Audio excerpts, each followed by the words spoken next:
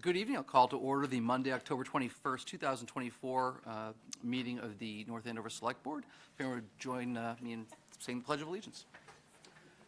I pledge allegiance to the flag of the United States of America and to the republic for which it stands, one nation, under God, indivisible, with liberty and justice for all. Okay. First item is public comment. I'll just give it a quick look. No, I don't think we see any for public comment. Did we receive anything via email that could be considered public comment? Okay, I will dispense with reading of the preamble here and move straight into our new business. Our town clerk, John Warren, has joined us for a couple updates. Thank you for having me here tonight. Thank you for coming. All right, so I just wanted to sort of go over where we're at with the election, and we're about 2 weeks away. So I thought this would be an opportune time to give you a quick rundown of where we're at. So as you know, the acts of 2020 and 2022 changed a lot of the landscape of how a town clerk's office takes in ballots and how we run elections. So what I've found is to look at this as 4 distinct elections. It's the best way for me to keep all of the processes separate and have every sort of detail where we need it. And as time goes on, we're perfecting our own processes to become, more streamlined and efficient. So I'll start with a recap of where we're at with mail-in ballots. So we've mailed 7,924 ballots as of today. On Friday, we had 2,173 returned. But as of today, it's 3,224. So in one day, our office, along with our election officials who are sworn in, processed 1,054 ballots. Wow. Yeah. So that means opening, sorting, scanning.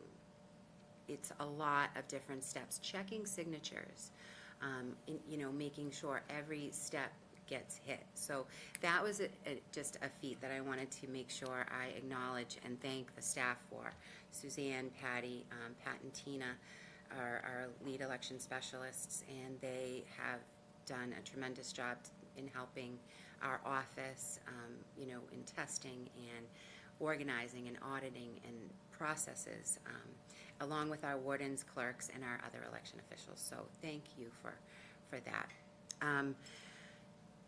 That said, we've increased some staffing over the last week, and we will continue to do so over the next 2 weeks, because each time a ballot comes in, it needs to be audited, alphabetized, sorted, and then what will come next is advanced opening and processing of ballots.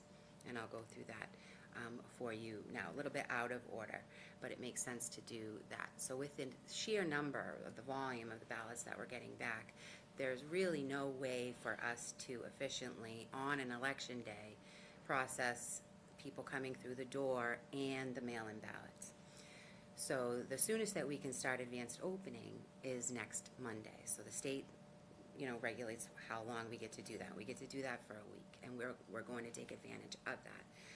And that means we're basically acting like a proxy. So it's the same thing as an election day.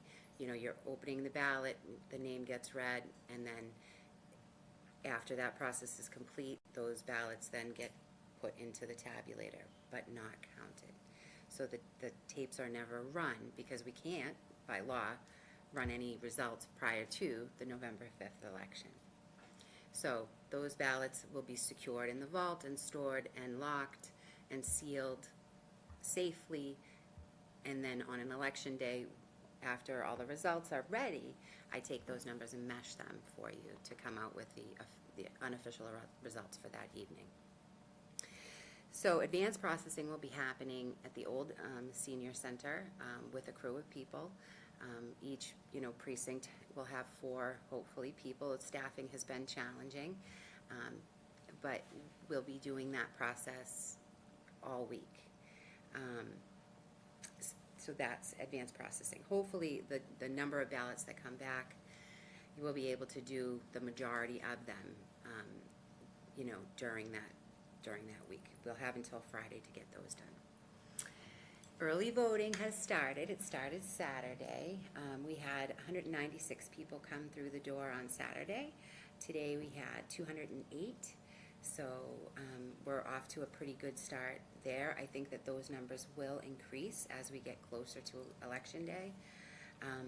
We have 4 election workers staff to help us in that endeavor.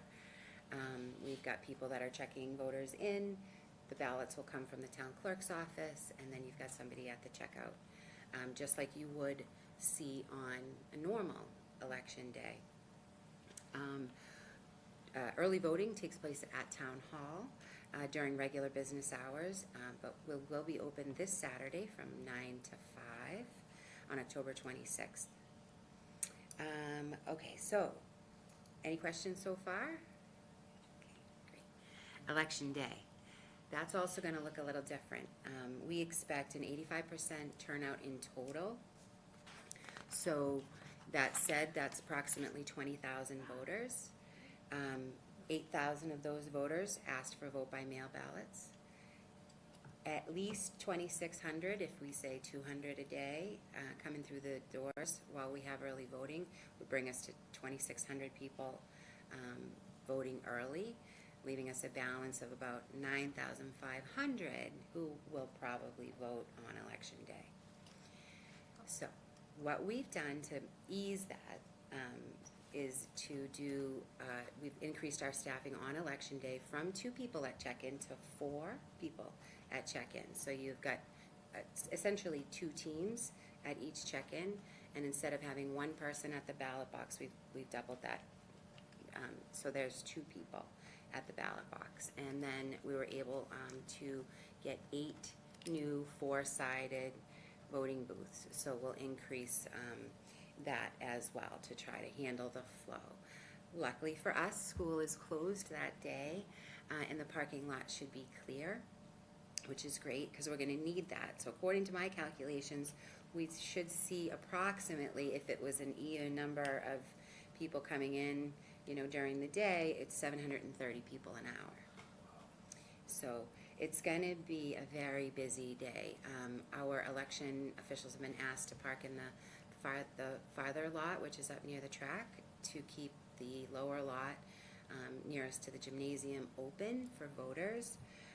That said, we've designated 10 accessible spots for parking and 1 van accessible spot as well, so that are be closest to the ramp for people to get in. Inside, we have what's called an auto mark machine, and that is, it helps people who may have sight or hearing abilities, that they can make the screen larger and print a ballot by using their fingers, or come with their own device that hooks up into the auto mark and are able to mark their own ballot that way. We've decided to move where we have the auto marks up near Precinct 1 and Precinct 8, so that it's easier for people when they come through to not have to go to the back of the gym and then come forward to place their ballot into the box. Traffic. So with 730 people an hour coming in, we've doubled the staff for the police. So what the plan is now, which is a fluid plan, is to have 3 officers inside the building, and those people will be, 1 will be with us at the town clerk's area, and then 2 that will float at the check-in and the check-out to sort of just be there and be seen, which leaves 5 officers to help direct the traffic. I've heard in the past that Route 125 and Osgood Streets both can become congested. So hopefully with the extra people, we'll be able to keep an eye on traffic. I spoke with Brian at CAM TV, and we're going to put a traffic cam out too, so that should help people decide if they want to come down and vote, at a particular time. Obviously in the morning and after work is going to be our busier times.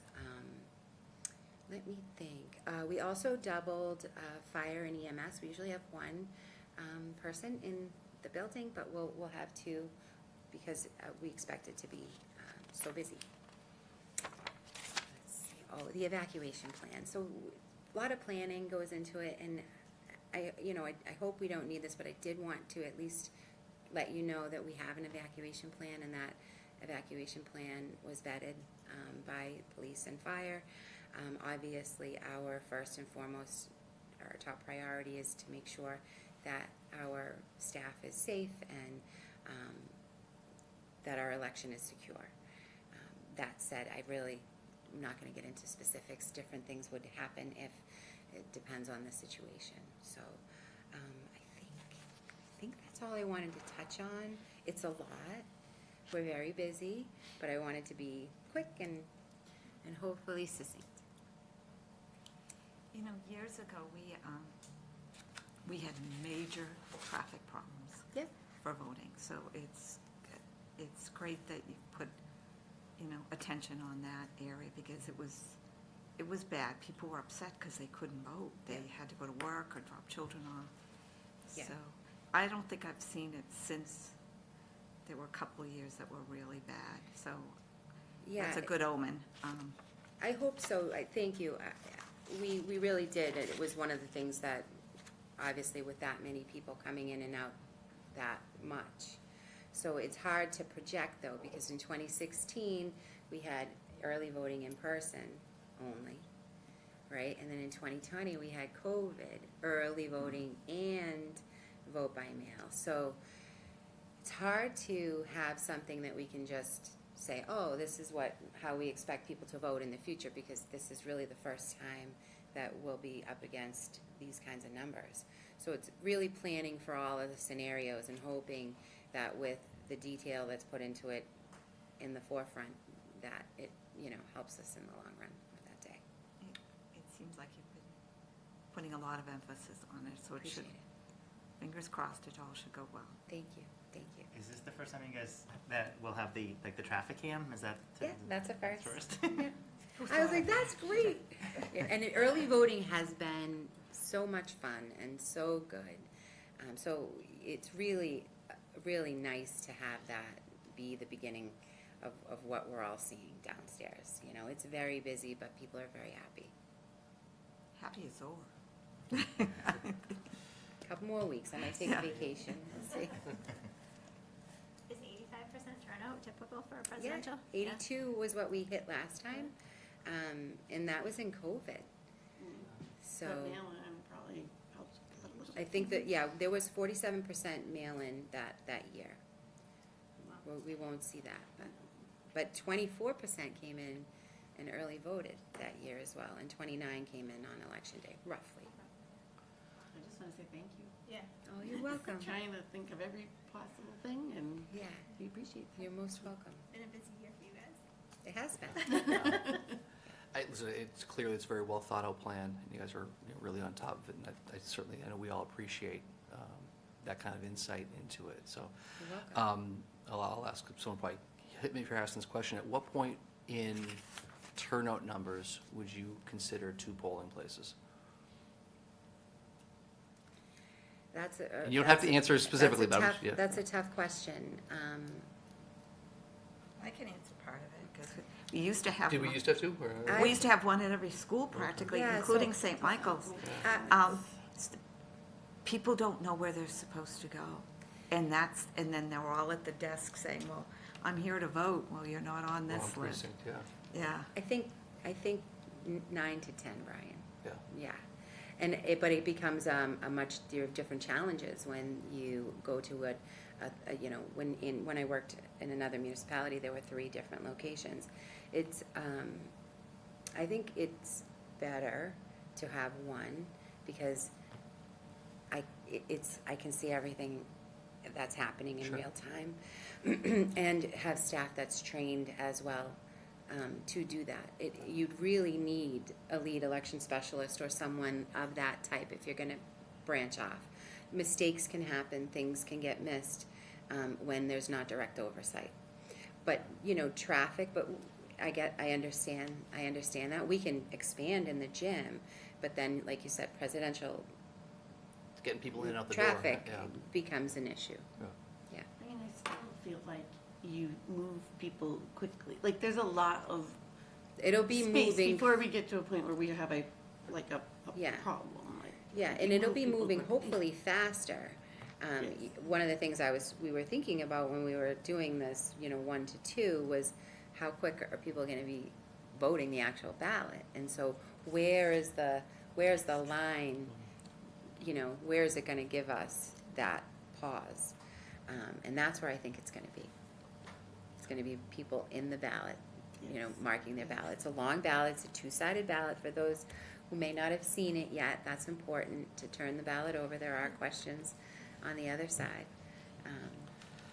In what would you anticipate for all the mail-ins to actually be returned? Because that's not 100%, correct? No, it's gonna be close. Really? Yeah, we didn't see that number for the primary, but my guess is gonna be about 95%. Wow. I am seeing some people who requested the vote by mail ballot that are coming in to vote early. So what happens in that scenario? Just, We allow them to vote. So we ask them to destroy the ballot. Sometimes they'll hand us that mail-in ballot, and that's okay too, as long as they're here and they're handing it to the town clerk's office. And we will spoil the ballot. But we are processing the ballots in a manner that if you voted today and it came in today, it's processed today. And so we would know, should another ballot come through the mail. Right, so it comes we in 2 would days know, later. and that then would Yeah. be rejected. got it. And same thing on same-day voting, or election day voting. Election that day you've voting, already yes, received, all the you would- file will be all updated that's through been done. everything that we have, yes. Everything, because you have that week prior. Yeah, and we that do. gap. Yep, we do. When do you stop receiving mail-in ballots? At 8 PM on election night. Day, all right. That's So- right. Let's check the so- mailbox So anything that at shows up 8 in the mail p.m. after that is a spoiled ballot? No, not for presidential election. There, we are required by law, if the postmark is November 5th, they have 3 days for it to come to me. Got it. But it That has- is a very small amount. In my experience, that isn't a lot of ballots. That's just a handful. Yeah. So at the end of the night, when everybody is looking for results, it takes a little bit longer because we're shuffling someone from town offices to, after they're, entered into the computer, they have to bring them over. And then those still get to go through the tabulator that night. And then starts the tabulation, once we know we have all the ballots collected. And then you'll see tapes running and things. That's when it sort of gets a little busy again. So there'll be 16 tapes coming, because you'll have your advanced processing plus your election day. But I'll be sure to post those results as soon as we have them, and that's usually the easiest way for people who are looking for numbers to get them. And I'll have turnout numbers at my station, so if anybody's interested in knowing those numbers, instead of trying to get behind a ballot box or anything, if you could come to me, that would be great. I can certainly give you exactly what we're at whatever time you ask. Any other questions for No, Dawn? you're really on your game. Yeah, Yeah. appreciate it. Thank you. Well, listen, Thank you. Appreciate it. we certainly know how fraught this position can be in recent years, no less. So please extend our thanks to your team and every one of your workers who, Sure will. this is one of the most important things that we do Yeah. as a civic society, and we really appreciate Yeah. all the efforts that they put into it, so. Thank you. I did want to say Yeah. to Human Resources really fast, we onboarded 40 new election workers, which are coming up close on your agenda. They were amazing to work with. We worked over the summer tirelessly. And when I said challenges with staffing, it's not that we didn't have the people, it's just that I'm spreading them out in so many different places. So if you think about it, I have, 4 sets of 8, so 32 people are down there working every single day, and then I've got the early voting. So it was just a matter of trying to piece that all together was the challenge. It's not that I don't have enough people. We definitely have enough people to staff the election and staff it well. Thank you, HR. We appreciate it. Thank you, Don. I'll just stay for the next two items. Okay, item B is to sign the election warrant. Want to sign it after the meeting, or we review it? Any questions on this? She probably wants to go home. And bring it downstairs. Yeah. Oh, you want to vote? Oh, we have to vote? Oh, okay. I'll move that the select board sign the warrant for the November 5th, 2024 state election. Second. Have a motion and a second. Any other questions? All those in favor, say aye. Aye. Aye. Okay. Now we'll sign it. Okay, you sure? Yeah. No problem. All right. And next up is the appointment of election workers, as we discussed. I will take a motion. I'll move that the select board appoint all the election workers listed on the town clerk memo dated October 3rd, 2024. Second. I have a motion and a second. Any further discussion? Just say we know a lot of the folks on here, and they, again, have our thanks. They're very dedicated folks, so we really do appreciate it, so. All those in favor, say aye. Aye. Aye. Aye. All right, that's unanimous. Get some sleep. Thanks, Don. All right, next up, sign the revised memorandum of understanding with the city of Haverhill, which has a little bit of an explanation on this. Yeah, so we actually voted on this a couple of weeks ago, and this is for them to board our animals.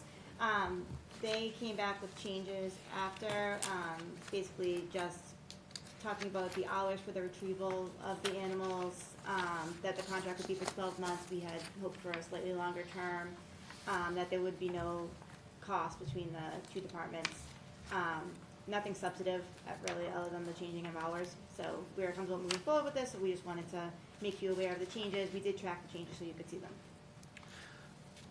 I'm sorry, you said no cost between the two departments? Yeah, they're not charging us anything for. Okay, got So it. we may have costs that come from us boarding an animal, but they won't be charging us anything for housing them there. Got it, okay. And what are the hour changes? So, we only can, it will be accessible to residents only from 9 to 5, not all the time. And only- Weekend hours will be by appointment. Okay, got it. They'll accept impounded animals anytime, but they don't wanna have their animal control officer coming out in the middle of the night because somebody Picking up their. picking up their dog, right, yeah, so, Okay. And we'll revisit this in a year. yes. Okay, I'll, I'll move that the select board sign the revised memorandum of understanding with the city of Haverhill for the shared animal control shelter. I have a motion and a second. Any further questions or discussion? All those in favor say aye. Aye. All right, next up, item E, request the festival committee to hold the annual Santa Parade on November 30th from noon until 1:15 p.m. I'm guessing there's not a whole lot different than what we do every year. I was reminded this is a Saturday, correct? Yeah. I know. I'll move that the select board approve the request of the festival committee to use Main, Elm, and Water Streets for the Santa Parade on November 30th, 2024, from 12 to 1:15 p.m. Second. I have a motion and a second. Any further discussion? All those in favor? Aye. All right, item F, appointments. We have 7 appointments tonight. Janice, We're working Dave, hard. let you guys kind of go to it. You wanna go? You want to split it up? All There's right. plenty to go around. We have met with a lot of lovely people over the last few weeks, and we're filling up all of our boards and committees very quickly. Tonight, we'd like you to consider appointing Cheryl Raimondo to the Youth and Rec Council, and Ed Lynch to Youth and Rec Council. Ed is actually part of the George Herman Youth Center board, but he is all done with that, and this is a way that he would like to continue to serve the community. Cheryl Raimondo was an assistant principal at the middle school for many, many, many years and retired and misses sort of being part of all that is happening. So they were really good matches. So do you want to talk about something else? Yeah, because we'll take them individually, I guess. But I noticed those are different terms? Different term expirations, is that correct? Because it's filling us. Oh, because This it's one's filling, filling, okay, yeah. got it. So, and then we have Jacqueline Cronin, we'd like to appoint to the Neighborhood Conservation District Commission. She is excited to serve. She just recently bought a home in the general area, and That's Machine Shop, right? it's Machine Shop Village, even though that's not what it's called. And they are really happy to have an additional person, so. Stephanie Godley, we would like to appoint to the Cultural Council. It's a tight turnaround for them because they're meeting this week to their grant cycle. The applications have closed and they'll be figuring out what they're doing this week, so that's exciting. And Melissa Rutherford, we are would like to appoint as an associate member to the Zoning Board of Appeals. She comes with a wealth of background where she has dealt with municipalities throughout her career.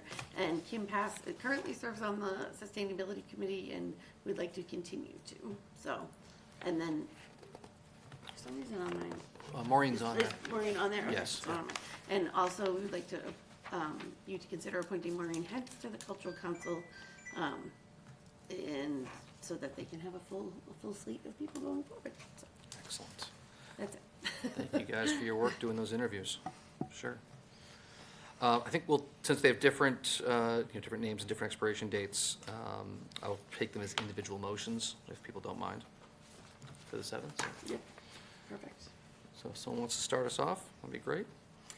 I'll move that the Select Board appoint Cheryl Raimondo to the Youth and Recreation Council through June 30th, 2027. We could probably list. If you want to take them all at once, yeah. you run through them all at once, Yeah. it's fine. I'll move that the Select Board appoint Jacqueline Cronin to the Neighborhood Conservation District Commission through June 30th, 2027. I'll move that the Select Board appoint Stephanie Godley to the Cultural Council through June 30th, 2027. Appoint Ed Lynch to the Youth and Rec Council through June 30th, 2025. Melissa Rutherford to the Zoning Board of Appeals as an associate member through June 30th, 2025. Kim Pass as a member of the Sustainability Committee through June 30th, 2025, and Maureen Hentz to the Cultural Council through June 30th, 2027. Okay. We have a series of motions. Do I have a second? Second all those. Motion and seconded. Any further questions or discussion? All those in favor say aye. Aye. Thank you very much to all of them for volunteering, and thank you guys for making recommendations. Moving on to consent items. We've got two here. We have a grant from the MIAA in the amount of $15,722.50 for safety training, and a donation of $200 from Smart Start LLC to the fire department. I will entertain a motion. Move that the Select Board approve all consent items. Second. A motion and a second. Any further discussion? All those in favor? Aye. Has everyone had a chance to review the minutes from last meeting? Any discussion? If not, I'll take a motion. I move that the Select Board approve the open session minutes of October 7th, 2024 as presented. A second. My motion and a second. All those in favor, say aye. Aye. Select Board updates.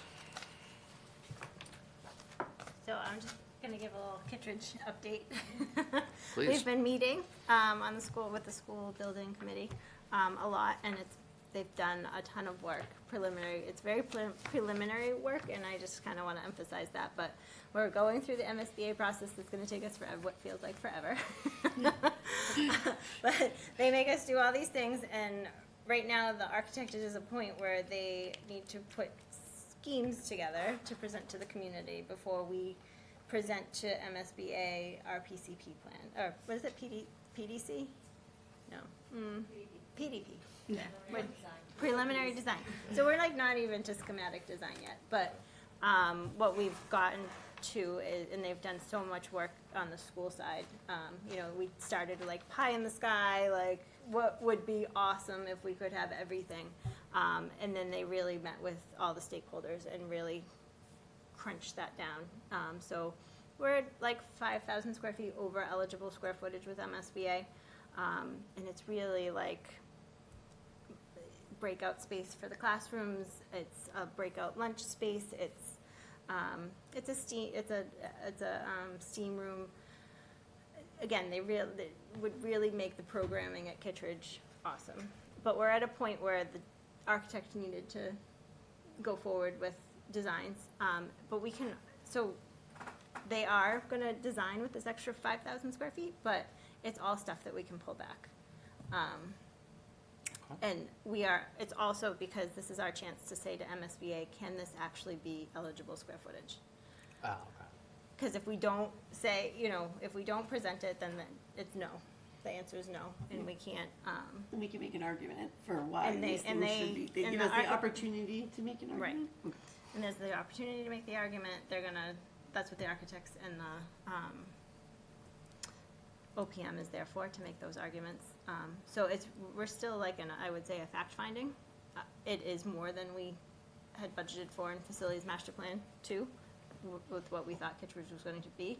So there are a lot of bigger conversations that our board, school committee, finance has to have, and how those will impact facilities master plan to further down the road, but we're just not there yet. I think there's gonna be changes to Atkinson and Franklin maybe, for those projects, but, I guess I didn't want anyone to be surprised that there is additional square footage. How big is the total project? You said it's 5,000 feet over. Like, is that 10% over? Is that? No, do I have square footage numbers? Okay, all right. So 9% or so. Okay. Yeah, so- Okay. So I think there will be bigger conversations of where we want to go with this project coming down the pipeline. But it's all really exciting, and they're doing a lot of really good work. We're still on schedule otherwise? We are, yeah. Okay. The MSBA schedule, Well, the yeah, but extended it's schedule. already A extended. schedule, yeah. I suppose we're not on the schedule when we thought Kittredge was going to be built originally. I guess We are- that's what I originally asked. Yeah, we're okay. going to be beyond that. Yeah. And, That yeah, happens. and, we were always talking about a debt exclusion in 2028. And that's where Kittredge is now going to land, so. Okay. So, yeah, All right. bigger stuff to talk about. Thank you for your work. I know those are long meetings. So, I'm sorry? The community meeting is Oh, on December. yes, that's a great point. December Well, 5th? December 4th. 4th. Yep, at Kittredge at 7 o'clock. And more the merrier to kind of see what's out there and get the feedback from the community. Okay. Great.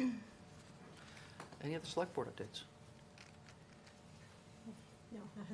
I'm not going to use the That's Q a word. big one, Okay. Town manager's report. Sure, I just have a couple of pretty quick things.